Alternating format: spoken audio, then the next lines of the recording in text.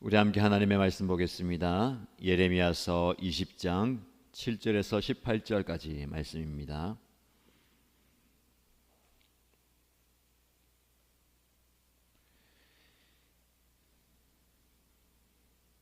예레미야서 20장 7절에서 18절까지 말씀을 함께 읽겠습니다. 주님께서 나를 속이셨으므로 내가 주님께 속았습니다. 주님께서는 나보다 더 강하셔서 나를 이기셨으므로 내가 조롱거리가 되니 사람들이 날마다 나를 조롱합니다. 내가 입을 열어 말을 할 때마다 폭력을 고발하고 파멸을 외치니 주님의 말씀 때문에 나는 날마다 치욕과 모욕거리가 됩니다. 이제는 주님을 말하지 않겠다, 다시는 주님의 이름으로 외치지 않겠다 하고 결심하여 보지만 그때마다 주님의 말씀이 나의 심장 속에서 불처럼 타올라 뼛속에까지 타들어가니 나는 견디다 못해 그만 항복하고 맙니다. 수많은 사람이 수군거리는 소리를 나는 들었습니다. 예레미야가 겁에 질려 있다. 너희는 그를 고발하여라. 우리도 그를 고발하겠다 합니다. 나와 친하던 사람들도 모두 내가 넘어지기만을 기다립니다. 혹시 그가 실수를 하기라도 하면 우리가 그를 덮치고 그에게 보복을 하자 합니다. 그러나 주님은 내 옆에 계시는 힘센 용사이십니다. 그러므로 나를 박해하는 사람들이 힘도 쓰지 못하고 쓰러질 것입니다. 이처럼 그들이 실패해서 그들은 영원히 잊지 못할 큰 수치를 당할 것입니다. 만군의 주님은 의로운 사람을 시험하시고 생각과 마음을 감찰하시는 분이십니다. 내 억울한 사정을 주님께 아뢰었으니 주님께서 그들에게 내 원수를 갚아 주십시오.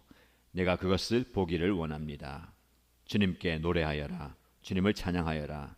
주님께서는 억압받는 사람들을 악인들의 권세에서 건져주신다.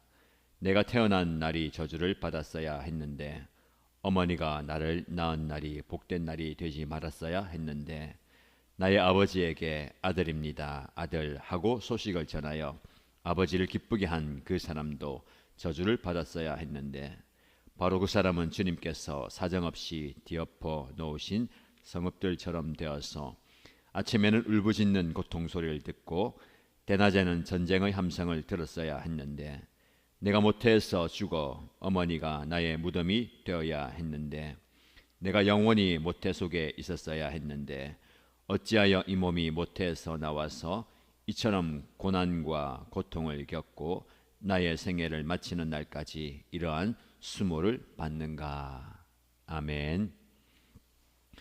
8월 15일 광복절입니다. 억압 가운데 있던 우리 민족을 하나님께서 건지시고 참된 해방과 자유를 주셨습니다. 오늘도 저와 여러분의 삶 속에 하나님 우리를 건지시고 참된 해방과 자유와 안식을 주십니다. 그 은혜를 오늘 경험하시고요. 8.15 광복절에 주시는 하나님의 말씀을 통해서 은혜를 경험하시길 바랍니다. 계속해서 말씀을 살펴본 것처럼 예레미야는 자신의 생명보다는 사명을 중요시했고 그 사명을 감당하기 위해서 그 생명까지도 아까워하지 않았습니다. 그 사명이 무엇입니까? 하나님의 말씀을 담대히 선포하는 것입니다. 이런 사명자의 삶이 예레미야의 삶이었고 저와 여러분의 삶도 생명 부지하기 위한 삶이 아니라 사명 감당하는 삶이 되어야 되겠습니다. 그런데 이 사명을 감당하는 예레미야의 삶에 사명 감당하면 할수록 어려움이 찾아옵니다. 오늘 본문의 말씀에 보면 사명 감당하는 삶, 즉 그의 사명 하나님의 말씀을 증거하면 증거할수록 그에게 찾아오는 보상은 조롱입니다. 많은 사람들이 그를 날마다 조롱합니다.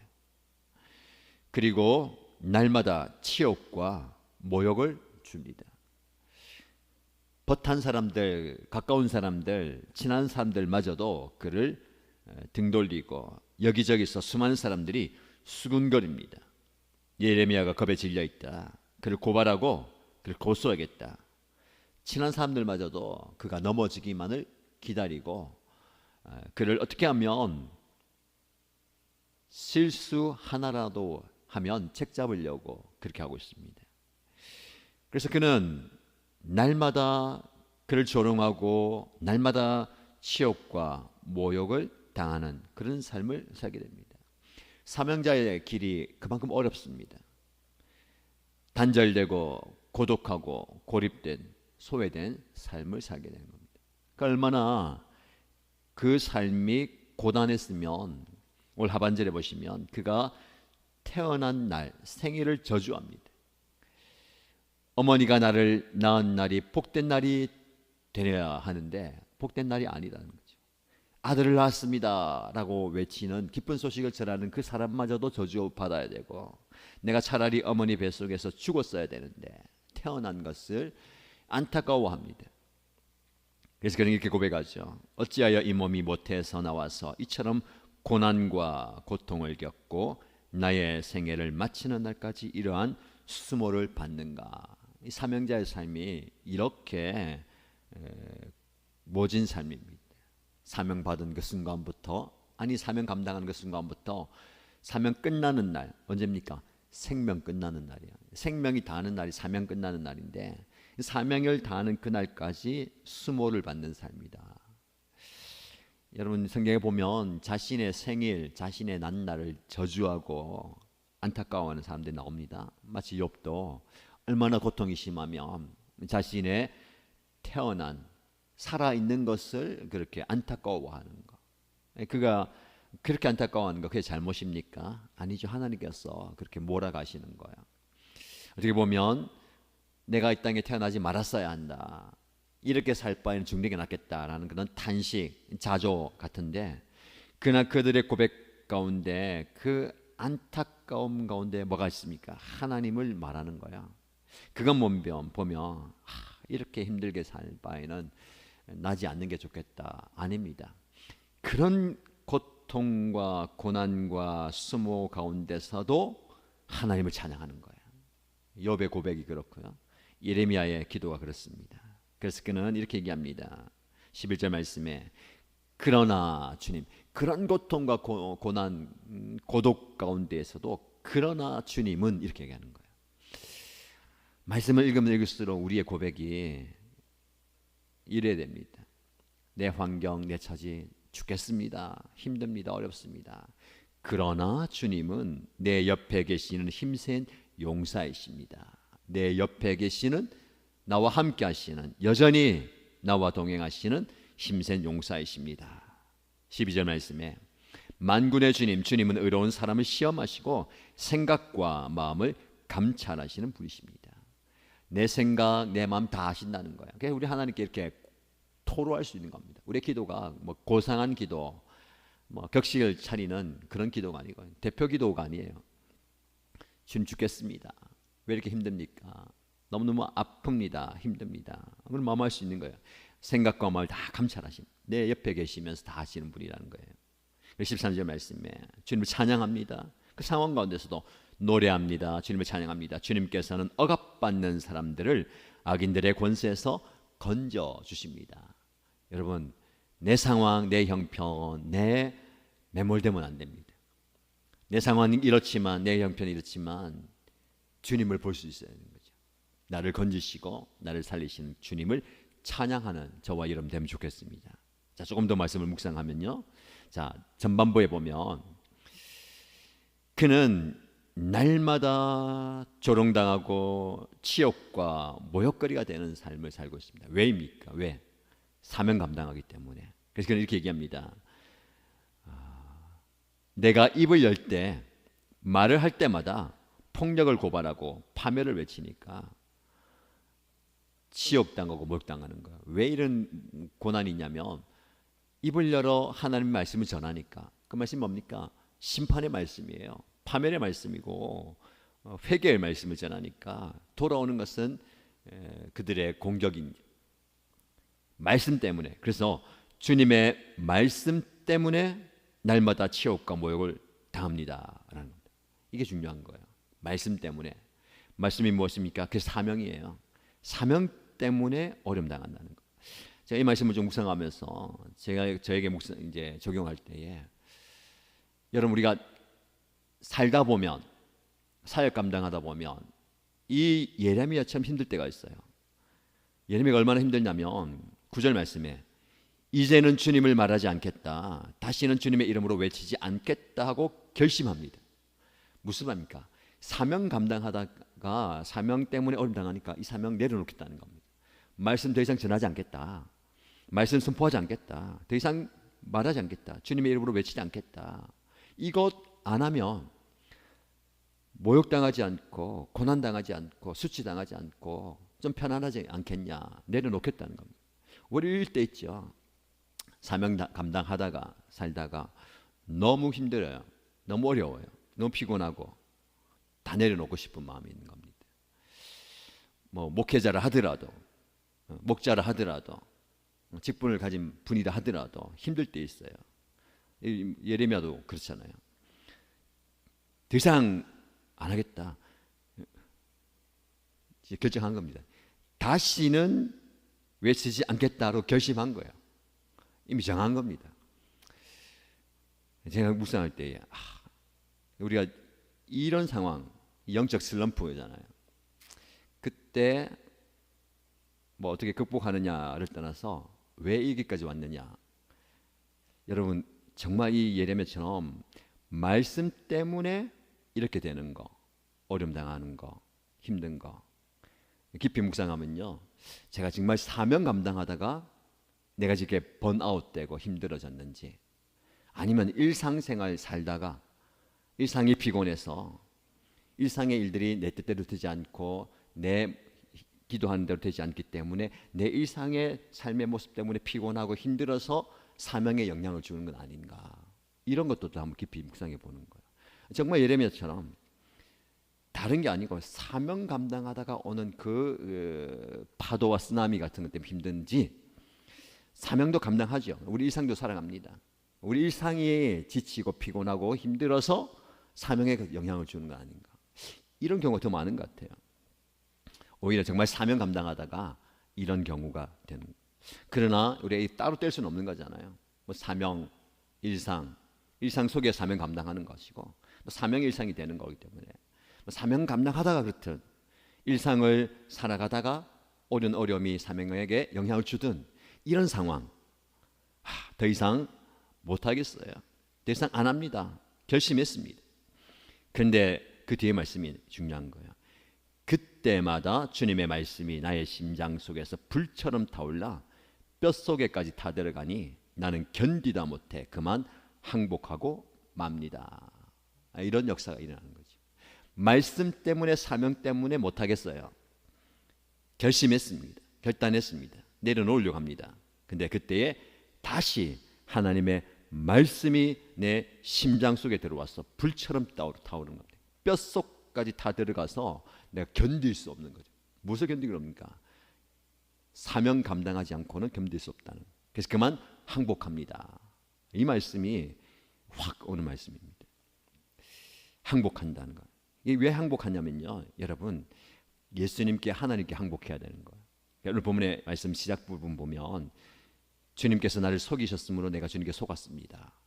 하나님께 완전 속았다 그런 표현하잖아요. 속았습니다. 근데 드디어 말씀에 주님께서는 나보다 더 강하셔서 나를 이기셨다라는 거예요. 그러니까 우리의 내면의 싸움이 사단과의 싸움도 있습니다. 나와의 싸움, 내 내면과 내 욕심과 욕정과의 싸움도 있지만 주님과의 싸움이 있는 거예요. 주님과 싸우고 있는 겁니다. 하나님과 싸움. 그러니까 우리는 하나님을 이기려고 하는 거예요. 예레미야도 못하겠어요. 더 이상 안 됩니다. 이게 주님과 싸워서 내가 이기려고 했던 거예요. 그러니까 주님께서 말씀을 확 주시니까 내가 견디다 못해 항복하는 겁니다. 그러니까 우리는 하나님께 먼저 항복해야 됩니다. 그래서 하나님 나를 이기셔야 되는 거예요. 그 말은 뭡니까? 거꾸로 말하면 내가 하나님을 이기려고 한다는 거예요. 내가 하나님을 이기려고 하는 거예요.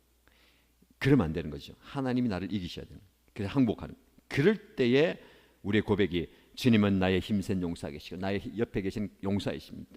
나의 생각과 마음을 다 감찰하시고 억압받는 자들을 가운데 계시면서 건져주실 분입니다. 라는 고백이 나오는 겁니다. 자, 말씀을 전하는 저 입장에서 말씀이 심장에서 불처럼 타올라서 뼈를 태우고 견디다 못해 말씀에 항복하는, 그래서 말씀을 전하는 거예요. 매일 말씀을 전하고 정한 시간 말씀을 전하지만, 제가 과연 이 예레미야의 고백처럼 말씀이 내 심장 속에서 불타고 있는가? 이건 더 기도해야 될 것 같아요. 더 뜨겁게 정말 말씀이 불타서 견디다 못해 항복하는 거. 그냥 이 불타는 심장을 가지고 서는 겁니다. 영적으로 다운될 때, 힘들 때, 슬럼프가 왔을 때에 다른 데서 힘을 얻으려고 하면 안 됩니다. 사람들의 격려, 칭찬, 지지, 보상, 그런 거 중요하죠. 잠깐 힘을 낼 수 있습니다. 그러나 그것 의지하면요, 그게 없으면 또 넘어져요.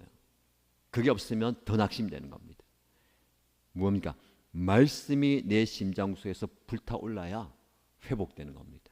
예레미야가 완전히 영적으로 다운되어 있을 때에 말씀이 심장 속에서 불처럼 타올라서 뼈를 태워버리는 거예요. 견디다 못해 다시 일어나는, 다시 사명의 길로 가는 겁니다. 사명은 사명으로 회복되는 거예요. 사명 감당하다가 사명 때문에 힘 빠집니다. 그럼 다른 데서 위로받는 게 아니라 그 사명이 다시 일으키게 만드는 겁니다. 이게 우리의 사역이고 섬김의 현장이 되어야 될 줄 믿습니다. 마지막으로 묵상하겠습니다. 여러분, 하나님은 은혜를 한 번 주고 마는 분이 아니세요. 어떻게 됩니까? 그때마다. 여러분, 한 번 결심한 게 아닌 것 같아요. 우리가 못하겠습니다, 한두 번 하는 게 아니잖아요. 괜찮습니다. 예레미야도 여러 번 했던 것 같아요. 더 이상 하지 않겠습니다, 결심했습니다 한데 그때마다 하나님께서 말씀을 주시는 거예요. 여러분, 이게 하나님의 은혜입니다. 한 번 했다고 이 은혜가 계속 가는 게 아니잖아요. 또 다운될 수 있습니다. 또 포기할 수 있고 힘들 수 있어요. 그러나 하나님께서 그때마다 말씀이 심장 속에 확 들어오는 거예요. 이런 말씀 들을 때에 이런 역사가 일어나길 바랍니다. 말씀이 불이 되어서 심장을 확 태우고 뼈까지 태워서 견디다 못해 그 말씀의 불의 힘으로 일어날 수 있는 그런 회복과 은혜를 경험하기를 주님의 이름으로 축복합니다. 말씀 붙들고 기도하십시다. 여러분, 말씀 때문에 힘들어져요. 그러나 그 말씀 때문에 일어납니다. 사명 때문에 고난당합니다. 사명 때문에 포기하고 싶습니다. 그러나 그 사명이 나를 다시 일어나게 합니다. 주님, 나에게 사명 주셨습니다. 이 사명 붙들고 살아가겠습니다 라고 기도하시고요. 하나님, 나를 통해서 억압받는 사람들이 회복되게 하시고 나를 통해서 참된 해방과 자유가 있기 원합니다. 8월 10일 광복절이잖아요. 근데 빨간 날이 아니고 하나님의 손길이 우리를 자유케 하고 하나님의 손길이 우리를 해방시키는데, 아직도 죄와 사망에 묶여있는 자들을 하나님 회방시켜 주시고 우리를 통해서 그런 은혜가 있기 원합니다 라고 기도하시고요. 교회 공동체를 기도할 때에 우리 공동체가 말씀이 살아 역사하는, 말씀이 선포될 때에, 말씀을 묵상할 때에 말씀이 심장 속에서 불처럼 타오르는 역사하는 말씀의 공동체가 될 수 있도록 기도해 주시기 바랍니다. 그리고 개인의 기도 제목으로 간절히 기도하겠습니다. 함께 기도합니다. 하나님 아버지, 사명 붙들고 살아가는 그 예레미야마저도 그 사명 때문에, 말씀 때문에 힘들어하고 지쳐하고 어려워하고 낙심되고 포기할 때, 아니 더 이상 못하겠습니다, 더 이상 안 하겠습니다, 결심하고 그때마다 하나님의 말씀이 내 심장을 태우고 뼈를 태우고 견디다 못하는 게 항복합니다. 아버지 하나님의 말씀으로 일어나는 주여, 우리 또한 하나님의 말씀으로 일어나는, 말씀 앞에 철저하게 항복하는, 주님 앞에 항복하는 주님 앞에 철저하게 나아가는, 주님 앞에 철저하게